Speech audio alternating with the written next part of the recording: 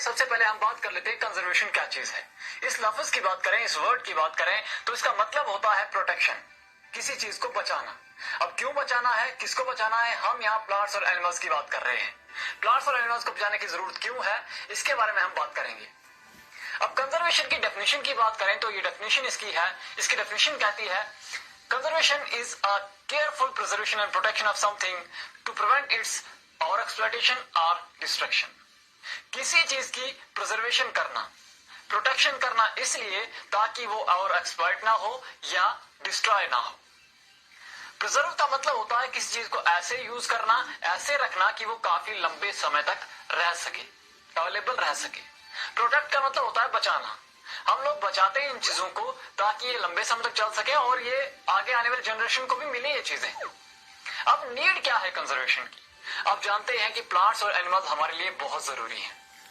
Plants जिनसे हमको oxygen मिलती है जो कि हमारा प्राइमरी सोर्स है फूड का, एनिमल्स भी हमारे लिए बहुत जरूरी होते हैं और ये सारी चीजें जो है हमारा इकोसिस्टम को मेंटेन रखती है, बैलेंस में रखती है। फूड चेन में हर एक ऑर्गेनिज्म का एक अपना रोल होता है। हम लोग ऑक्सीजन जो है उसके बिना लाइफ एक्सपेक्ट भी नहीं कर सकते हैं, सोच भी नहीं सकते हैं, इम्पॉसिबल है हमारी लाइफ ऑक्सीजन के बिना। कहां से आ रही है, वो प्लांट से आ रही है। खाना हम लोग नहीं खाएंगे तो कैसे एनर्जी मिलेगी, नहीं जी पाएंगे। तो कहां से मिलती है, प्लांट्स और एनिमल्स से मिलता है।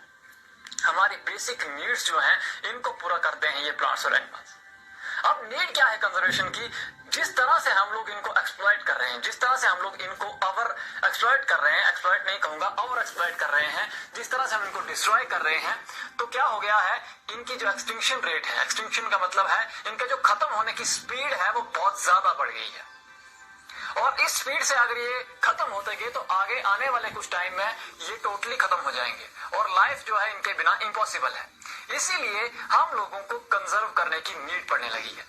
अब कंजर्वेशन की बात होगी, नीड की बात होगी। अब सबसे पहले जो इनके खत्म होने का जो कारण है, बहुत सारे कारण है, सबसे पहला कारण है उसमें डिफॉरेस्टेशन। ये डिफॉरेस्टेशन क्या होता है, डिफॉरेस्टेशन का मतलब होता है इट इज इनडिस्क्रिमिनेट कटिंग और फेलिंग ऑफ ट्रीज।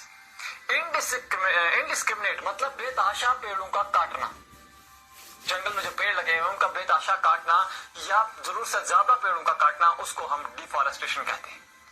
दूसरी डेफिनेशन की बात करें, the clearing of forest land to use it for other purposes is termed as deforestation. हमारी जो फॉरेस्ट लैंड है उसको क्लियर करना और उसको दूसरे पर्पस के लिए यूज करना, उसको हम डिफॉरेस्टेशन कहते हैं। अब डिफॉरेस्टेशन के काजेस क्या क्या है, किन किन वजहों से डिफॉरेस्टेशन होती है। सबसे पहली चीज टू इंक्रीज एग्रीकल्चरल लैंड। देखो सबसे जो प्राइमरी काज है वो है आवर पॉपुलेशन।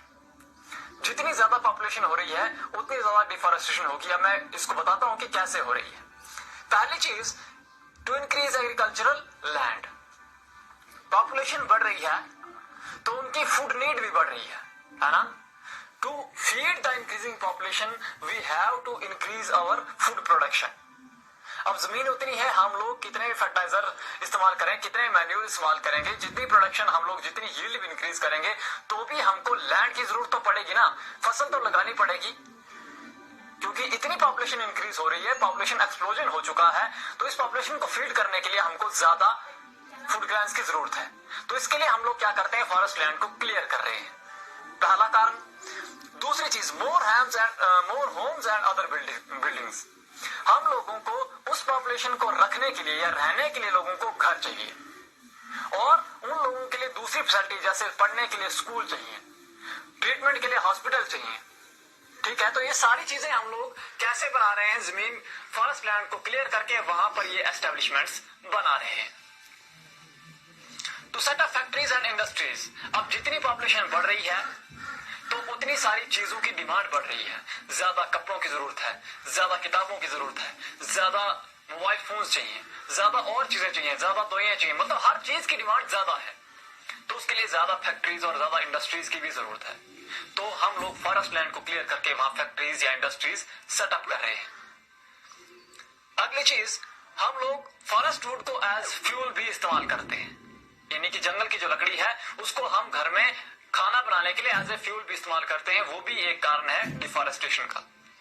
Making furniture. अब जितने भी हमारे ऑफिस होते हैं, घर है, स्कूल है, कॉलेज है, हॉस्पिटल है, जो भी ऑफिस है वहां जो फर्नीचर बनता है उसके लिए लकड़ी इस्तेमाल होती है, वो लकड़ी भी हम डिफॉरेस्टेशन करके लाते हैं। उसके बाद है नेचुरल काजेज। नेचुरल काजेज जैसे फॉरेस्ट फायर है, ड्रॉट्स है, फ्लड्स है, इससे भी डिफॉरेस्टेशन होती है। फॉरेस्ट फायर, जंगल में आग लग जाती है गर्मियों के टाइम पे। फ्लड्स में जंगल से ऊपर वाली सतह जो है उखड़ जाती है मिट्टी की, तो उसके साथ बहुत सारे पेड़ भी उखड़ जाते हैं फ्लड की वजह से। ड्रॉट, जब सूखा पड़ जाता है तो पेड़ सूख जाते हैं। ये है काजेज। आज मैं पहले क्वेश्चन की बात कर लेता हूं। आपको टर्म बतानी है। What is term use for indiscriminate cutting of या इनडिस्क्रिमिनेट फेलिंग ऑफ ट्रीज? कौन से टर्म हम इस्तेमाल करते हैं? आप लोग कमेंट करके मुझे नीचे बताइए। तो अब बात करते हैं कॉन्सिक्वेंसेज ऑफ डिफॉरेस्टेशन की, कि क्या हो रहा है इस डिफॉरेस्टेशन की वजह से, क्या कॉन्सिक्वेंसेज क्या हो रहे हैं, नतीजे क्या निकल रहे हैं। पहली चीज क्या हो रही है? Destruction of habitat of plants and animals. Habitat की डिस्ट्रक्शन हो रही है। हैबिटेट क्या होता है? हैबिटेट होता है द लिविंग और dwelling place of an organism, जहां पर एक ऑर्गेनिज्म, प्लांट है या एनिमल, जहां उसकी पूरी लाइफ गुजरती है, उसको हम कहते हैं हैबिटेट। हम एनिमल की बात ज्यादा करेंगे क्योंकि प्लांट तो एक ही जगह फिक्स रहते हैं। तो जहां ऑर्गेनिज्म पूरी अपनी लाइफ गुजारता है उसको हम कहते हैं ड्वेलिंग प्लेस, या उसको हम कहते हैं हैबिटेट। अब आप लोग देखते हो बहुत कॉमन इंसिडेंट्स हो गए हैं लेपर्ड अटैक के। कहीं पे जानवर मार दिया, कहीं पे इंसान पे अटैक हो गया। रिसेंटली मैंने एक वीडियो देखा था जिसमें लेपर्ड जो है सीधा घर के अंदर घुस गया था। ऐसा क्यों हो रहा है? ऐसा इसलिए हो रहा है क्योंकि हम लोगों ने अपनी खुदगर्जी के लिए उनके घर छीन लिए हैं। हमने उनके जंगल, जो उनके घर हैं, वो छीन लिए हैं। अब वो जानवर कहां जाएंगे? वो जानवर तो आएंगे ही ना लोकेलिटी में हमारी। तो पहला कारण ये है। दूसरी चीज, डिक्रीज लेवल ऑफ O2। आप लोगों ने 7th में पढ़ा था फोटोसिंथेसिस न्यूट्रिशन इन प्लांट्स, जिसमें आपने फोटोसिंथेसिस पढ़ा था। उस प्रोसेस में ऑक्सीजन निकलती है। जिसने वो क्लास नहीं देखी है या वो क्लास देखना चाहता है तो आप लिंक से जाकर देख लेना, मेरी 7th क्लास की प्लेलिस्ट में जाकर देख लेना, वहां पर मौजूद है। तो क्या होता है, आपने फोटोसिंथेसिस के बारे में पढ़ा था, तो वहां पर क्या होता है कि कार्बन डाइऑक्साइड यूज होती है, ऑक्सीजन रिलीज होती है इन प्रोसेस ऑफ फोटोसिंथेसिस, जब फूड बनता है। जब प्लांट्स खत्म हो जाएंगे, प्लांट्स कम हो जाएंगे, तो नेचुरल सी बात है कम ऑक्सीजन निकलेगी, तो डिक्रीज हो जाएगा ऑक्सीजन का लेवल। एटमॉस्फेरिक लेवल है ऑक्सीजन का, वो कम हो जाएगा। Increase level of CO2 and other pollutant gases. क्योंकि कार्बन डाइऑक्साइड यूज होती है फोटोसिंथेसिस में, जब प्लांट्स कम हो जाएंगे तो कार्बन डाइऑक्साइड यूज कम होगी, तो उसका लेवल बढ़ जाएगा हमारी एटमॉस्फेयर में। साथ ही साथ प्लांट बहुत सारे गैसेस को अब्जॉर्ब करते हैं, पोल्यूटेंट गैसेस को अब्जॉर्ब करते हैं। जब प्लांट्स खत्म हो जाएंगे तो वो पोल्यूटेंट गैसेस भी एटमॉस्फेयर में ज्यादा हो जाएंगी। Reduced rainfall and increased flood. Rainfall कम हो जाएगा और फ्लड्स ज्यादा होंगे। अब आप बोलोगे रेनफॉल कम हो रहा है, फ्लड ज्यादा हो रहे हैं, कैसे होगा? पहली चीज, रेनफॉल कम ऐसे होगा कि वाटर वेपर्स जो प्लांट से निकलते हैं, प्लांट से ट्रांसपायरेशन के थ्रू वाटर वेपर जो हवा में जाते हैं वो कम हो जाएंगे, तो इससे हवा में वाटर वेपर कम हो जाएंगे तो रेनफॉल के चांसेस घट जाएंगे। अब फ्लड्स कैसे आएंगे? फ्लड्स ऐसे आएंगे कि जितनी भी रेनफॉल होगी, क्योंकि जो जमीन पर पेड़ हैं वो क्या कर रहे हैं, वो सॉइल पार्टिकल्स को होल्ड कर रहे हैं, पकड़ के रखते हैं, वो जकड़ के रखते हैं। तो उससे क्या होता है, उससे रन ऑफ जो वाटर है वो कम हो जाता है।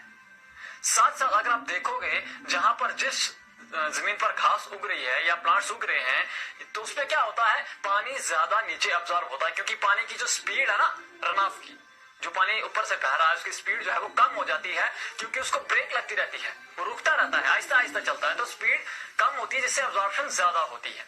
लेकिन जब ट्रीज नहीं रहेंगे, जब प्लांट्स नहीं रहेंगे, कवर नहीं रहेगा प्लांट का, तो क्या होगा, उसकी स्पीड कम नहीं होगी, रन ऑफ वाटर की जो स्पीड है वो कम नहीं होगी, और वो तेजी से बहेगा और ऊपर की जो लेयर है उसको ले जाएगा, और फ्लड्स जो है आने के चांसेस ज्यादा होंगे। लो लेइंग एरियाज जो है वहां पर पानी ज्यादा नीचे की तरफ बहेगा, तो क्या होगा, फ्लड ज्यादा आएंगे। नेक्स्ट है ग्लोबल वार्मिंग। अब ग्लोबल वार्मिंग क्या चीज होता है? ग्लोबल वार्मिंग का मतलब होता है average increase in temperature of earth. ये कैसे हो रहा है? ये हो रहा है due to CO2 and other gases. Main primary gas जो है इसमें CO2 है। इससे क्या हो रहा है, ये CO2 एक ऐसी गैस है जो हैवी है, एटमॉस्फेयर में नीचे रहती है, यानी जमीन के आसपास नजदीक में एक कवर बनाती है, और ये इंफ्रारेड रेज को ट्रैप करती है। इसके बारे में हम डिटेल में पढ़ेंगे आगे। इंफ्रारेड रेज को ट्रैप करती है जिससे हीट हो जाता है, हमारा जो अर्थ का सरफेस है वो हीट हो रहा है। ठीक है, अगला है सॉइल इरोजन एंड डेजर्टिफिकेशन। अब सॉइल इरोजन कैसे हो रहा है वो मैंने आपको बता दिया पहले ही, इस reduce and fall and increase flood में मैंने आपको सॉइल इरोजन के बारे में बता दिया। जब प्लांट कवर हट जाएगा तो हमारी जो जमीन है वो क्या हो जाएगी, हमारी जो सरफेस है लैंड की या सॉइल की जो सरफेस ऊपर की टॉप सरफेस वो बह जाएगी रन ऑफ वाटर के साथ, उसी को सॉइल इरोजन कहते हैं। पानी के साथ बह जाना उसका या विंड के साथ उड़ जाना, उसी को सॉइल इरोजन कहते हैं। जब वो टॉप लेयर फर्टाइल सॉइल की टॉप लेयर उड़ जाएगी तो पीछे रह जाएगी जो सॉइल, वो सैंडी सॉइल रह जाएगी, यानी नीचे जो है वो सैंडी सॉइल रह जाएगी, तो वो उस वैसे वैसे वो डेजर्ट में तब्दील हो जाएगा। Extinction of plants and animals. Extinction क्या चीज होती है? एक्सटिंक्शन होती है बहुत सारी चीजें, बहुत सारे प्लांट्स, चीजें नहीं कहूंगा, प्लांट्स या एनिमल्स टोटली इस अर्थ से डिसअपियर हो गए। डायनासोर जैसे डिसअपियर हो चुका है, खत्म हो गया है। वो चीजें जो प्लांट्स या एनिमल्स, वो प्लांट्स या एनिमल्स या वो लिविंग ऑर्गेनिज्म जो इस अर्थ से टोटली खत्म हो चुके हैं उनको हम कहते हैं एक्सटिंक्ट। तो बहुत सारी चीजें हैं, बहुत सारे प्लांट्स और एनिमल्स हैं वो खत्म हो चुके हैं, तो ये भी इसका एक कॉन्सिक्वेंस है। अब क्वेश्चन नंबर 2 है, which is the major gas that is responsible for global warming. ये 2 सवाल आपने कमेंट बॉक्स में मुझे इनके आंसर बताने हैं कि इनके आंसर क्या है। तो आज के लिए इतना ही, फिर मिलते हैं एक नई वीडियो में, तब बात करेंगे नए टॉपिक पे। लेकिन